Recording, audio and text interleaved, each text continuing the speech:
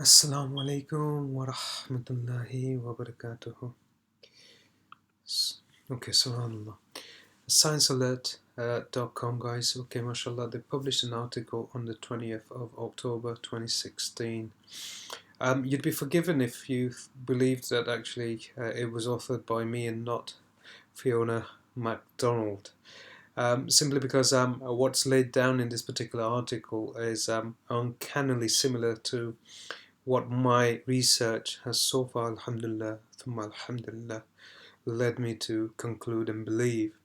And that is that a binary system has entered our solar system. Now, I need you to understand that solar system is the name to our particular star system. So solar is a very unique name given to our star system. Other star systems within the universe, within the Milky Way galaxy, which forms part of the galaxy that our solar system is in, is given a different. Those other star systems are given a different name. So understand that solar. It's very important, at least for the benefit of this article. You understand that solar actually means, in terms of terminology, in astrophysics and astrology, refers to our star system. That's the name given to our star system, solar, Sol. Okay, which is Sol is short for solar. Now, moving on, let's just read this article and I'll explain to you why you'd be forgiven for thinking that I actually may have authored this article. And interesting enough, it's been published by the University of Florida on the 20th of October 2016. Okay, so let's fire through this and then we'll discuss it as we move along. Astronomers have discovered a new type of star system that defies everything we know about the formation of the solar system. Right now, this is in reference to our solar system, and you see how they play with this particular term throughout this article. Okay, and again, I want to remind you that solar system is a specific description and term given to our star system, the star system that planet Earth is part of which our sun is the star in it. Okay. So let's start again. Astronomers have discovered a new type of star system that defies everything we know about the formation of the solar system. Now, known as the binary. The star system has two stars orbiting each other incredibly closely, like a traditional binary system. But the primary star also has two massive structures of its own in orbit. Okay, so let's break this down again. Now, from what I've told you so far, way before the 20th of October, and this should give you some sort of reassurance of the sort of research that I'm doing, and the level of research being done, and the sort of individuals that I have been fortunate, alhamdulillah, to collaborate with, or even benefit from, in terms of their research and the sort of documents that I've been studying, and the research that I've been brushing up on, and the organizations, institutions where I glean most of the at least peer-reviewed papers, journals, and articles from.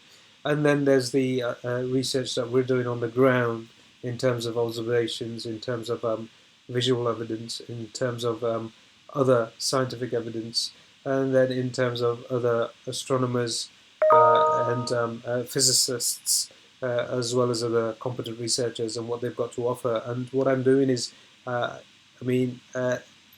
literally at a junction where this information is coming in from all angles, from all directions, and I'm trying to process as much of that and trying to filter it out.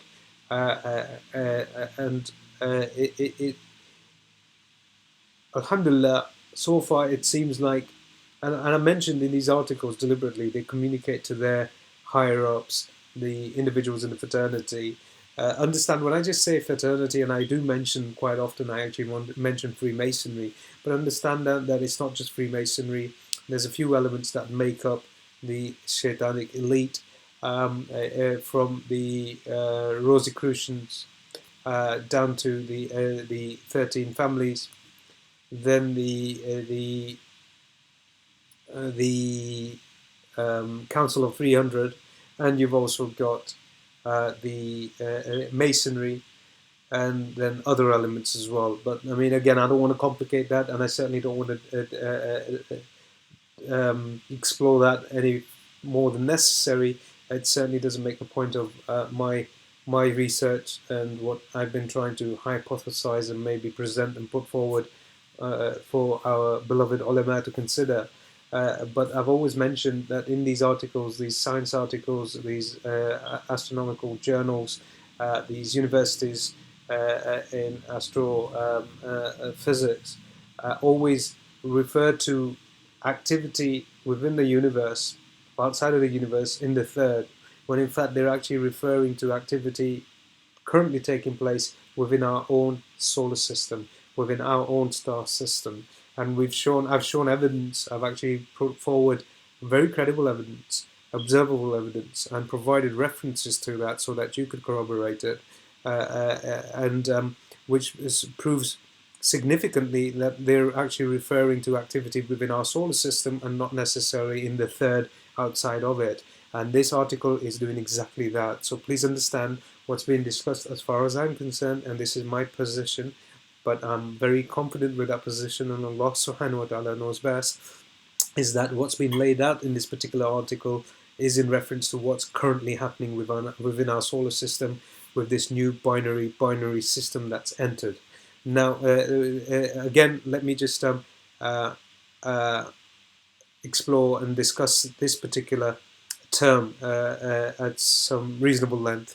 Now, I've claimed so far that there's another binary system that's entered our system. But I've also mentioned that that binary system has a proton star and it has a dwarf star, a brown dwarf star. I mentioned that the proton star has a barycenter and it shares that barycenter with our star. So it's binary to our star, but it also has another binary star. So itself is a binary system, simply because it's binary to our star, its proton star is, but its proton star also has another companion star, which is the dwarf star, hence why the binary system.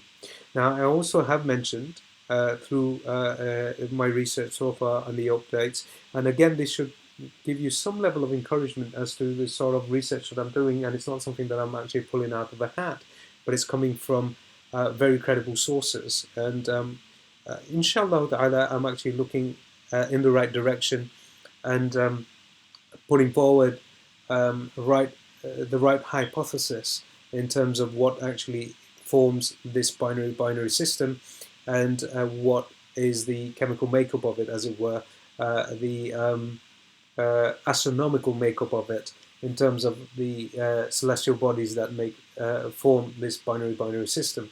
Now, in it, obviously, there's binary, which refers to the proton star and the respectively the brown dwarf star, and then they go on to say the system has two stars orbiting each other, which is the binary, the dwarf star and the proton star, incredibly closely, and they are. You can see that simply because we've seen it in Brazil, where the brown dwarf star is to the right of our sun, slightly further to the right on the horizon.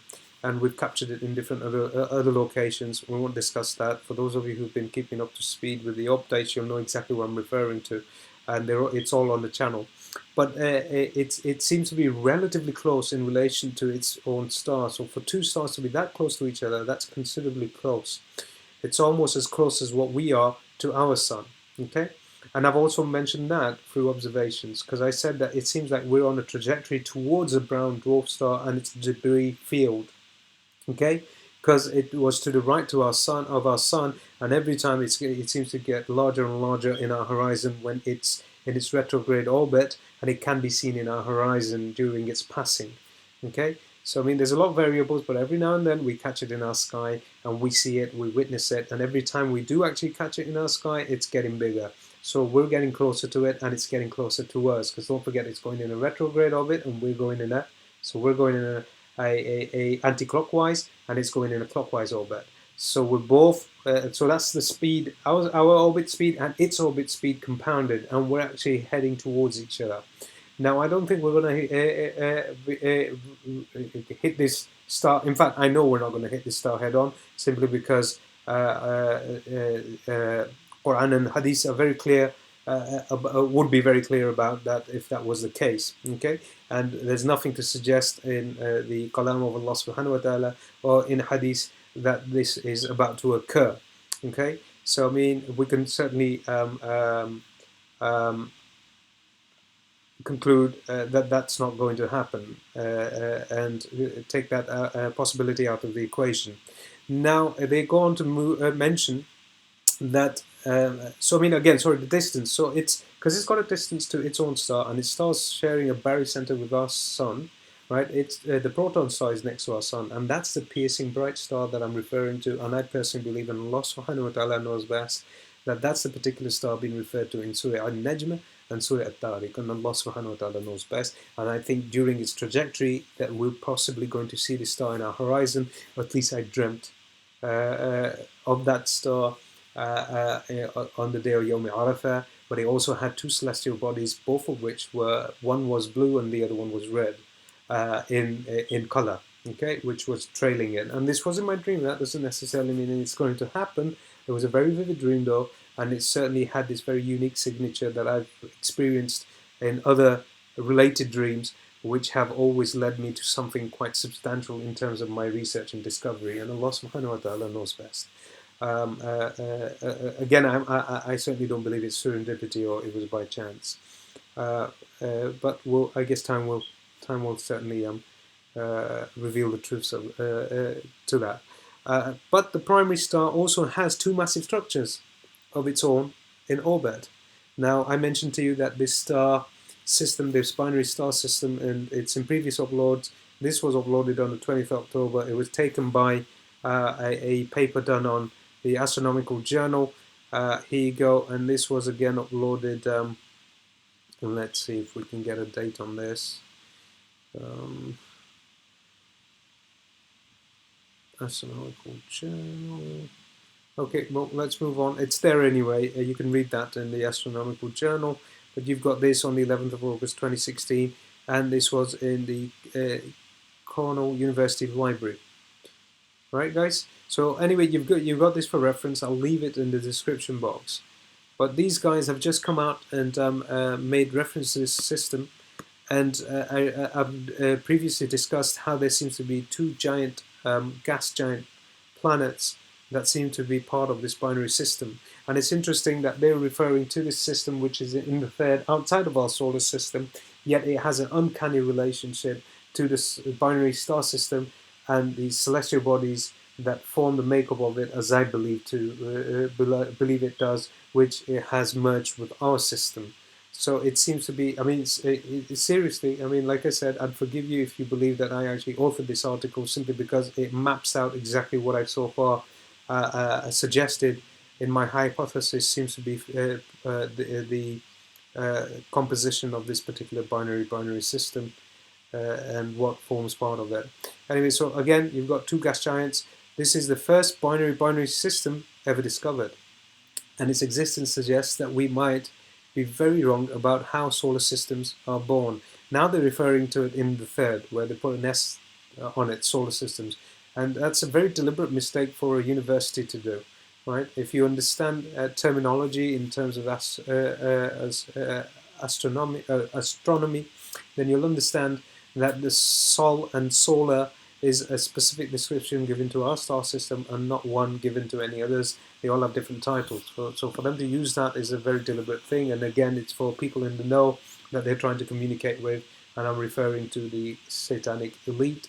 And this is how they communicate with them about their findings and their observations and what seems to be, just to keep them updated. So think of this as their daily read, as it were, and they'll be able to read between the lines and they'll know exactly what's being referred to, whereas everyone else, there's a, what's the term for it? The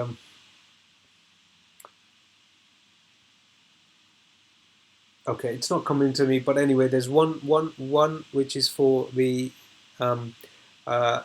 surface level meaning to this particular article is for the masses, and then there's another one which is for the I guess the elitists, and they would basically glean from it the information that's meant for them to understand, whereas someone else would just you read this article in isolation of everything else and would only think that it's referring to a third system, when in fact it's referring to the system that's right now merged with our solar system.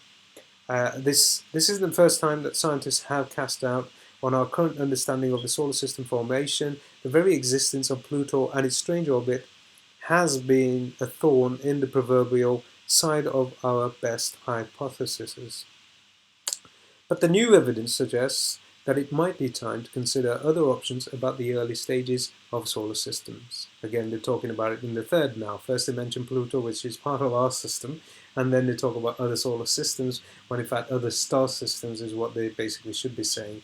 But again, it's about how our star system, our solar system, came into form, and they're hypothesizing that this kind of binary system has kind of thrown a spanner in the works as to how our star system came into formation, and that's by virtue of, again, the tilt of Pluto, which I discussed with you guys. I left a paper in the science document which was done by the Caltech University and professors there, and they're quite competent. I actually shared an upload yesterday about them as well and their opinion. And like I said, it's very deliberate, and you'll be able to, once you become like a student of this, you'll pick it up and you'll start connecting the dots, inshallah. It's not, it's pun intended, it's not rocket science. Inshallah, you'll start seeing the pattern emerge as you study this further, and how they seem to operate and communicate with each other. Okay, so right now, more scientists think that our solar system and others out there formed from a collapsed disk-like gaseous cloud around our sun, and our largest planet, Jupiter, only staying so big because it was buffered from smaller planets by the asteroid belt. That makes sense, but it doesn't really account for Pluto and its weird inclined orbit. We've discussed that. It's in the paper from Caltech University. I've left a link in it in the science document. Please read it. But again, in that they discussed the Planet 9. I uploaded that yesterday as well. And I think Planet 9 is reference to this Anunnaki planet, as it were, Nibiru, and it seems to have a composition which is very heavily magnetic in its influence towards the Earth. So it's one, after the two stars, it seems to be another celestial body that seems to have an influence on us and other celestial bodies because of its nickel stroke iron core, condensed core. So it has a very, very strong magnetic influence, magnetic field, as it were. Just like the Earth has, and Earth has, relative to these celestial bodies, ours is quite miniature. Even the Sun has it, our Sun has it, these other two stars have it, but this particular Planet 9 that's been referred to, I believe it also has one, nowhere near as strong as our Sun or the two stars that make that are part of this binary system. But it seems like there's three celestial objects that have a very strong, at least a magnetic field which could influence, perturb, and disturb the Earth's magnetic field, as well as the Earth's core, and upset our tides, the tsunamis, the earthquakes, the volcanic eruptions, and all the anomalies that we seem to be seeing. And there's three celestial bodies that potentially have the characteristics to influence all of those sort of anomalies back here on Earth, right?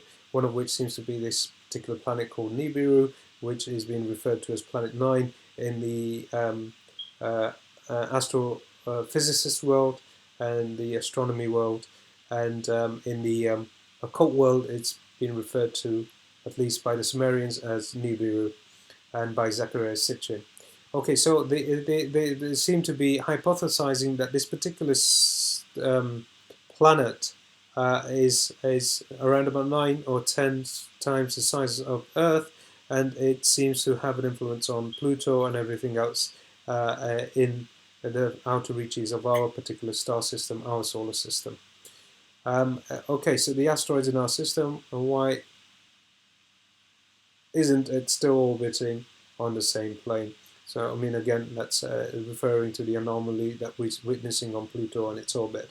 Researchers have managed to explain the inconsistency by suggesting that all the planets in our solar system have migrated as they grew. But the new binary system delivers another blow against this collapsed disk model.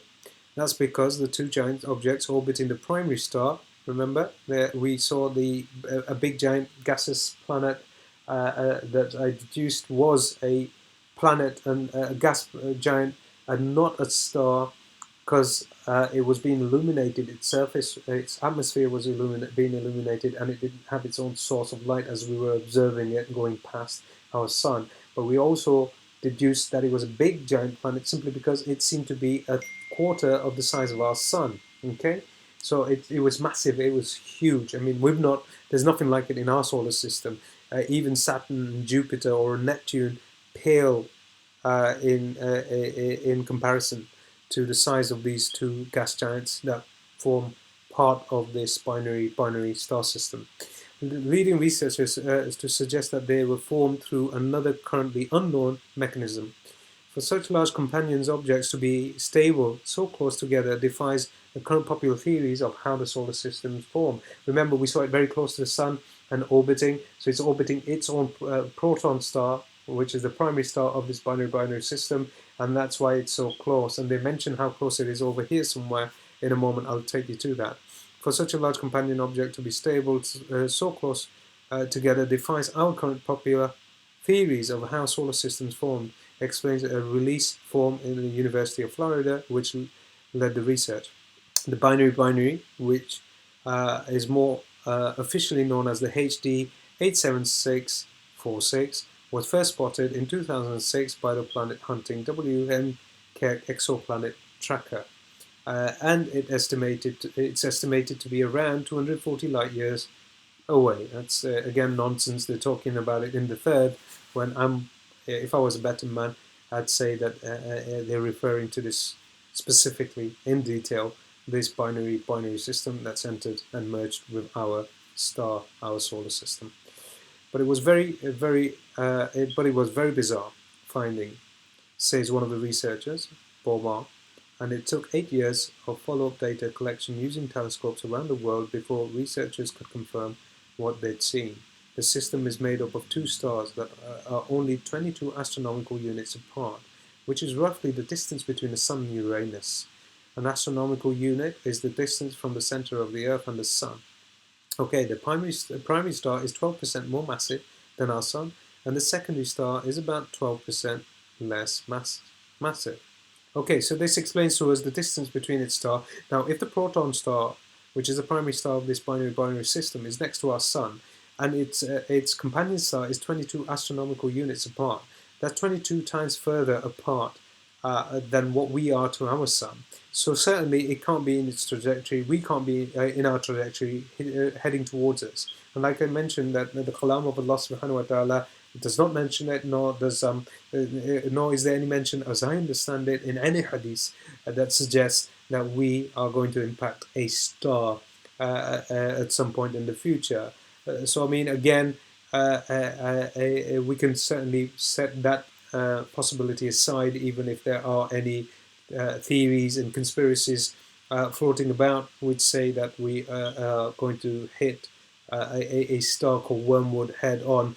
Again, I think very possibly Wormwood could be a description for a comet, a huge asteroid, which that's a possibility that could maybe hit some part of the globe in some region, and I'm hypothesizing it's going to be somewhere near the States if it does indeed happen, and Allah subhanahu wa ta'ala knows best again. But and if you say why would I? Well, I've got nothing against the States.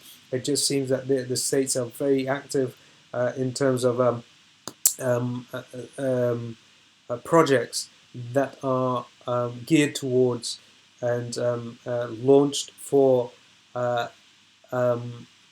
influencing gravitationally the trajectory and the direction of asteroids. So it seems like they're basically maybe anticipating a specific asteroid which forms part of this binary system that may be heading towards, on its trajectory towards ours, hence why this momentum and this build-up and we see that in articles and peer-reviewed papers, where and even NASA have done many interviews on the subject matter where they discuss new technology which has a gravitational field which latches onto an asteroid and then almost guides and courses it away from its trajectory towards the Earth. So it seems like they'd only be certainly inclined towards doing so if, because NASA is predominantly from the States, if in fact it was the States in that region that was under threat from a trajectory of this particular asteroid. So just by virtue of the movements they're making and what's going on and what we're seeing on the ground in terms of military, in terms of geopolitics, in terms of the space stations and NASA and their activity, it's very easy to conclude that maybe perhaps there's a real threat looming for that region of the world in terms of it being struck by a asteroid. Now you need to understand that wormwood, at least biblically, they believe that it will poison a third of the world's water and cause quite a lot of devastation, destruction in its wake. Again, for us on a Islamic perspective, time will tell. Allah subhanahu wa ta'ala knows best. We certainly have hadiths that mention a lot of natural disasters occurring. There's some specifics, some that may possibly allude to the possibility of what's been discussed in terms of wormwood, and Allah subhanahu wa ta'ala knows best. Time will certainly be the best indicator of what's what and what's not. Anyway, so the primary star is 12% more massive than our Sun, and the secondary star is about 10% less massive. While in terms of stars, that's pretty damn close to each other. It's not unheard of.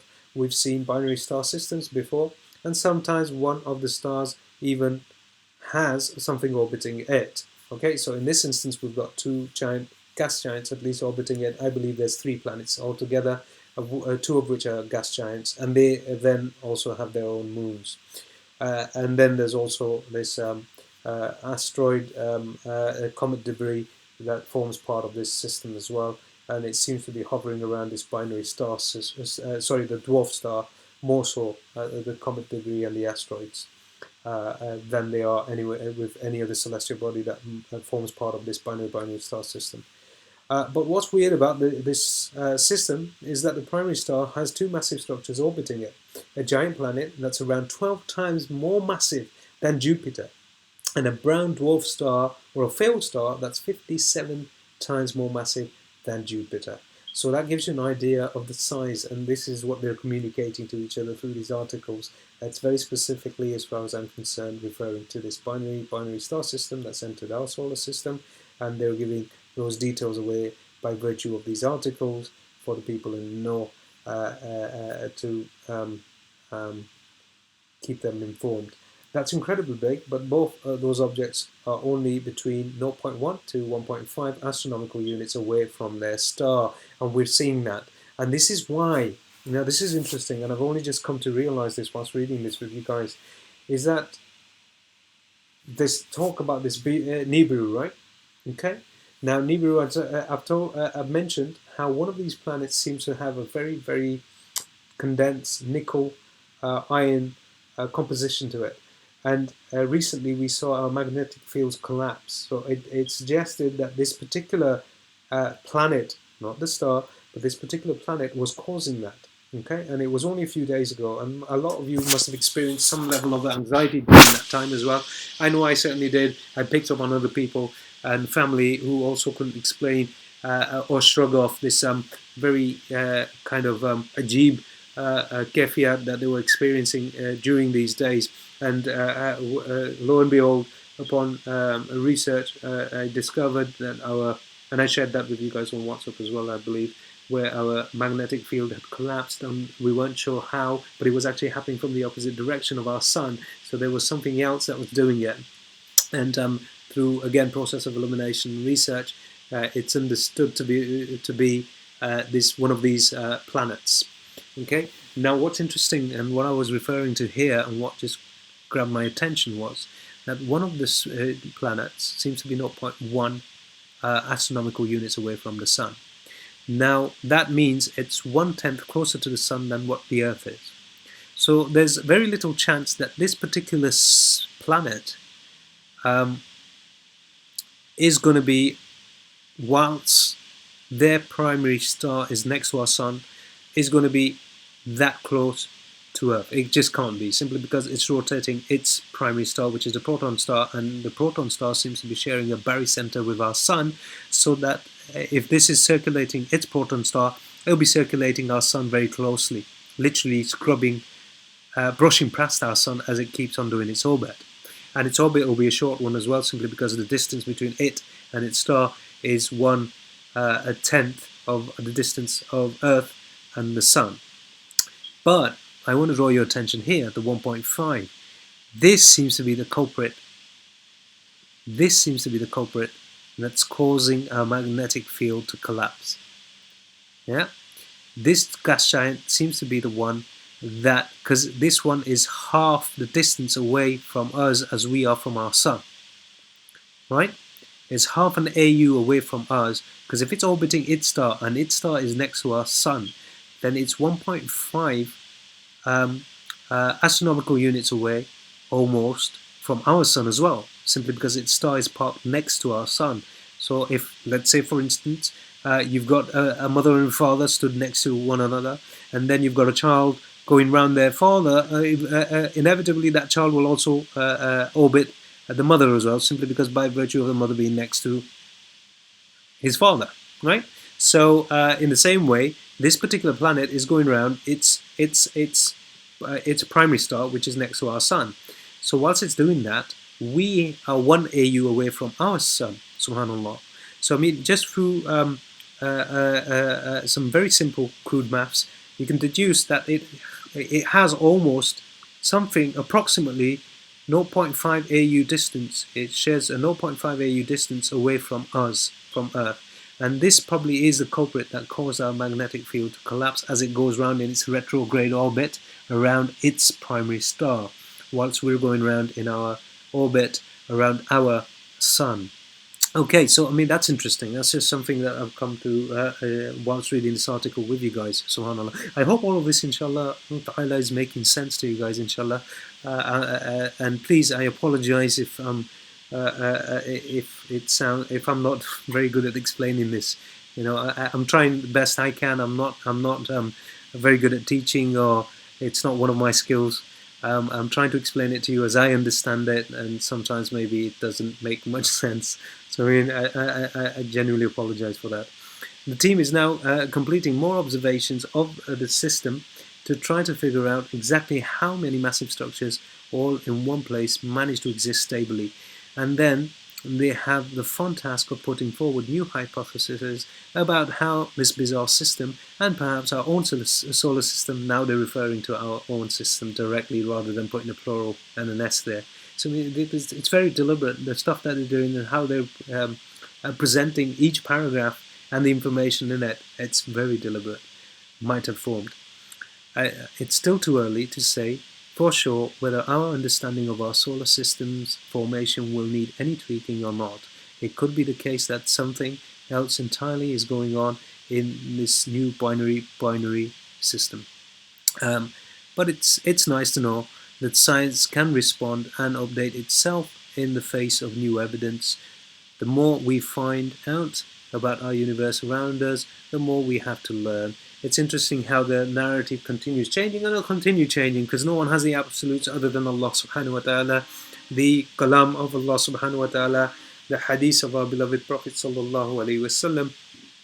And this is where we glean our knowledge from. Science seems to always kind of evolve and change its narrative as they move along. It's a typical pattern. So whatever they do present and put forward, again, in the face of the kalam of Allah subhanahu wa ta'ala, we not only take with a pinch of salt, we disregard. So I mean, so long as that filtration process exists whilst we're doing our research, and we look at all of the scientific findings in light of Quran and Sunnah, and if there are any contradictions, then we disregard the scientific findings in the face of what the word of our Creator, your Creator, my Creator, the Creator of all things that exist, the Al-Fatir, the originator of all things, without a blueprint. I mean, subhanallah. I mean, just because science has discovered how things function for anything, any subject matter, doesn't necessarily mean they're the authors of it or that they were the creators of it. And for some strange reason, psychologically, we have this illness where the moment we can explain or understand something, it's almost like we take ownership over it. When, subhanallah, the blueprint always belonged to Allah subhanahu wa ta'ala. Even today, we couldn't even create a fly and bring it into existence, especially without a blueprint, subhanallah. It's nigh impossible to do that. Man doesn't have the intellect to be able to do that, subhanallah. Anyway, sorry, I'm going off on a tangent again.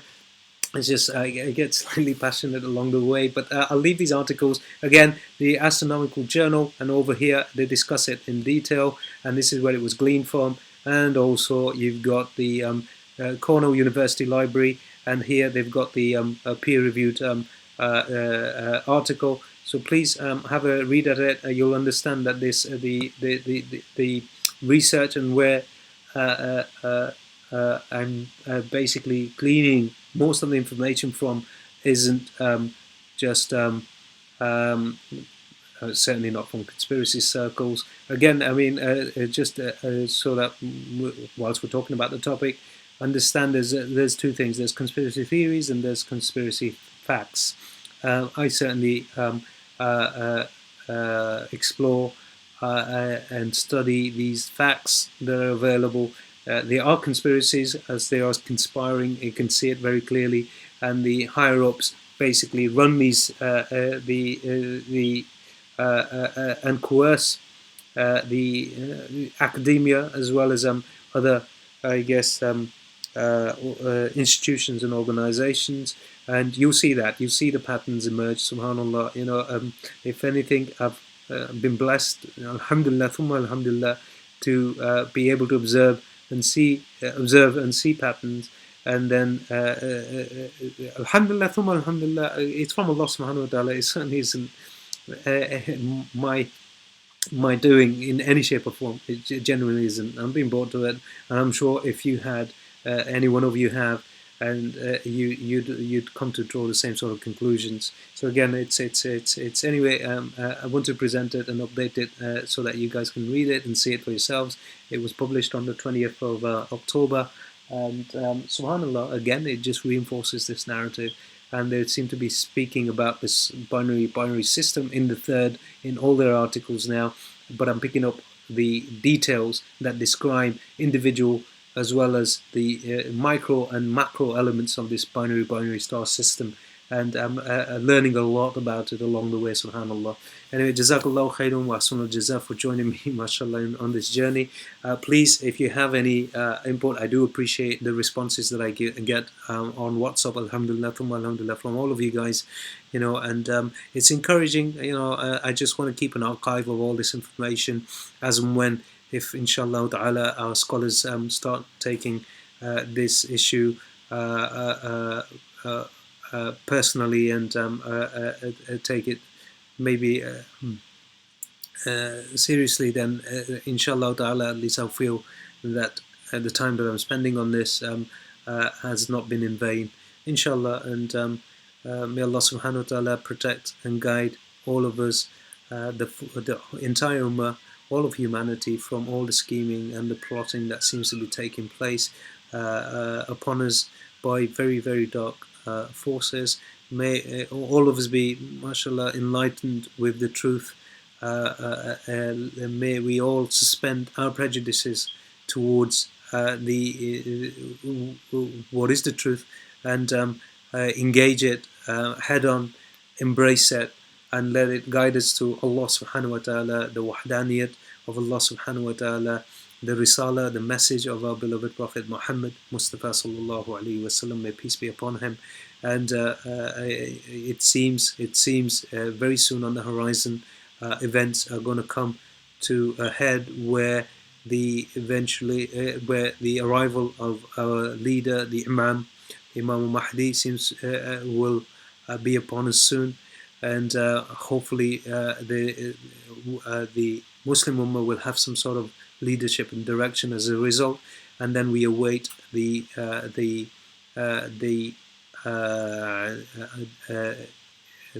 leadership and the guidance into the golden age by Isa alayhi salam, Jesus, may peace and blessings be upon him, when he comes to guide all of humanity, unite us and take us from the darkness that we seem to be cloaked and overwhelmed and influenced by, into the light, inshallah ta'ala.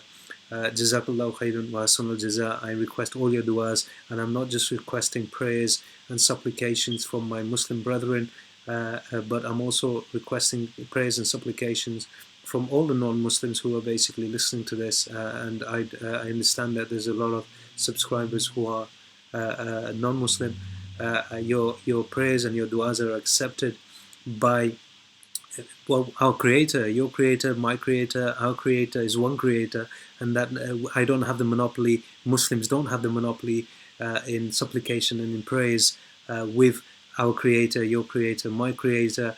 He also listens to your prayers as well. So I am humbly requesting that you pray for me, and in your heart you ask from the source, the one, the creator that created all things, you, me, and all things that exist.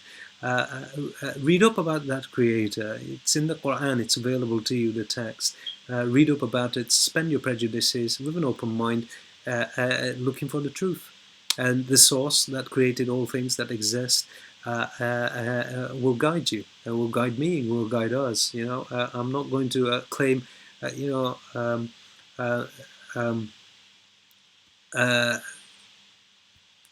the monopoly over the truth. I can't enforce. There is no compulsion in Islam. There is no compulsion in Deen. So I mean, again, it's just as I see it, and my position is that we have the same Creator, and I'm very staunch and firm in that belief, and I also believe that my Creator, my God, your God, our God, listens to your prayers as well. I don't have the monopoly over my supplication, and I just ask that you pray for my guidance. That's basically the crux of it. That's what I was asking for. Sorry, I just went around in the big circles there, but please, ask for my guidance to the truth, and to our Creator, to Allah Subhanahu wa Taala. This is what it's all about. The whole purpose of this reality and what we're trying in this reality, it's a very short-lived one, and the whole purpose of it is to recognize our Creator, recognize what pleases our Creator, and then living life in accordance to what pleases our Creator. May Allah Subhanahu wa Taala give me the tawfiq, the ability, give us all the ability. May God give us all the ability to do what pleases Him and live a life in accordance to His pleasure, so that we can then find that eternal bliss in submission, and that harmony that exists when submitting to that source, to Allah Subhanahu wa Ta'ala. Jazakallahu khairan wa ahsanul jaza for your time. Assalamu alaikum wa rahmatullahi wa barakatuh.